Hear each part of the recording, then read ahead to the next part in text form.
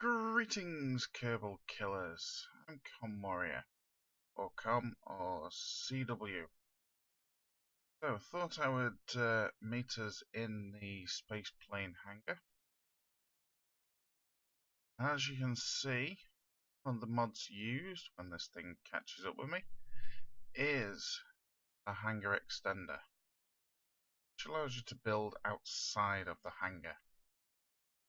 Simple reason being, this thing's too big to be built in the hangar.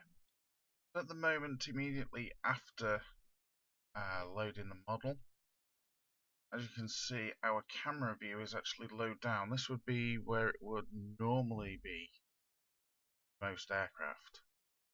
Now this thing vertically launches, and well, it's too big to go on the pad, so we have to launch it from the runway. So, thought I would briefly go through some of the features of this. Originally designed as a rocket to take up cargo. However, I decided to make it completely, or at least as much as possible, reusable. Unless, of course, you slam it into the runway light. So, if we start off with the wings, which are actually slightly special. These are B9 wings, or should I say wing panels. And as you can see right there, we do have polyhedral. So the wing, half the wings are angled up. Now this is absolutely wonderful. As you may have noticed during re-entry, we had no roll and no yaw control. We only had pitch control. So they're active on pitch. These ones are currently inactive on anything. The reason for that is during re-entry we have issues with control. Even the smallest degree of roll limitation is too much for this during re-entry, and the autopilot, either MechJeb or the stock autopilot, does not keep it in a straight line. It'll roll about all over the place. But more importantly, during re-entry we actually need to keep a slight nose up attitude so that we settle onto the atmosphere and basically glide for a considerable amount of time. So the slight dihedral at the end of the wings help to settle us into a flat trajectory coming, well, effectively down.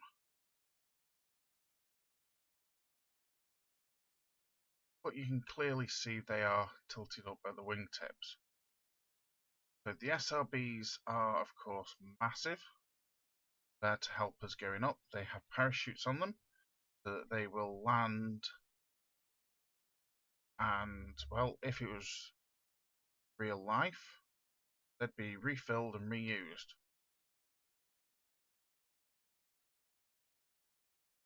Now, because we are strapping the payload vertical fin, which is that thing there, we have a weight thrust mismatch. So that is what these engines are for here. They put some thrust underneath the payload mass, and they're more or less balanced. It's certainly a lot better than not having them there. So we can take payloads up on top and still be able to curl over and fly in a straight line. The solar panels there, well, we have the generators on board, liquid fuel and oxidizer to electricity. However, we decided to have some backup power since we did have a, well, slight accident during testing where a high orbit caused a complete depletion of fuel. So when we get up to a 100-kilometer orbit, we actually have around about 1,000 meters per second, depending on payload, additional fuel.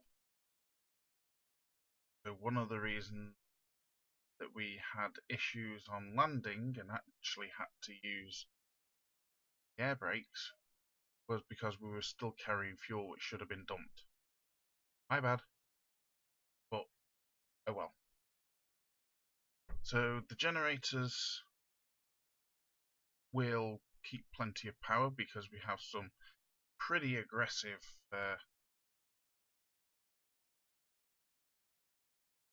my mind's just gone blank. Yay, wonderful. Pretty aggressive reaction wheels, as well as, of course, Werner thrusters. Werner thrusters, because of the sheer size and mass of this thing, which you can see down here,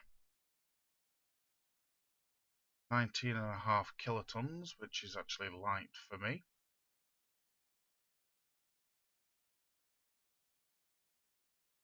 Then the Werner thrusters there will reorientate it, but it takes time. Reaction wheels help, which is mainly during re-entry because you can't use the aerofoil surfaces. If we come out here, you can also see some massive radiator panels. They were actually scaled up by me, and this is because we sit in the atmosphere for a lot longer than would normally be, well, certainly for something like an Apollo style pod. So our re-entry is actually game time somewhere in the region of 20 minutes. So we are actually on fire for 20 minutes.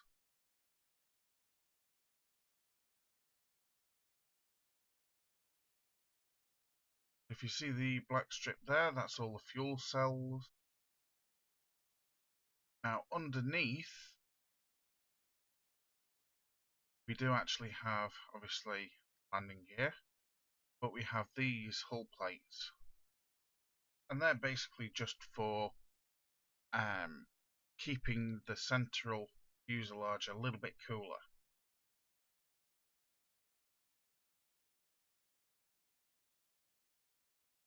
Of course, massive, great big SRBs.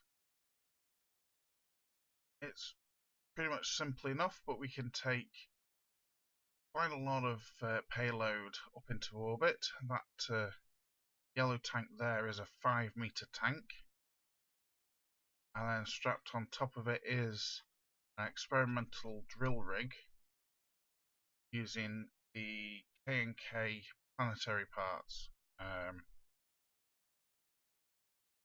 I think the planetary expansion pack.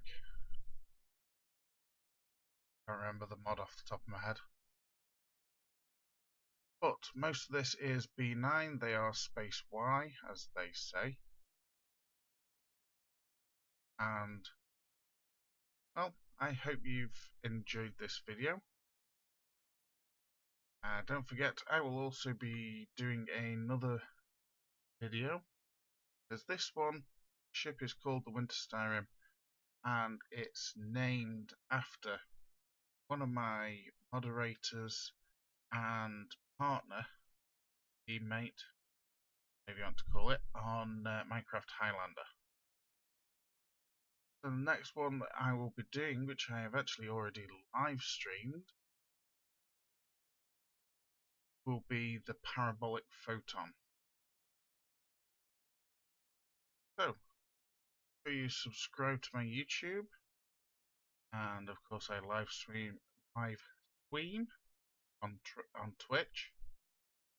Feel free to come and join twitch.tv/comwarrior69.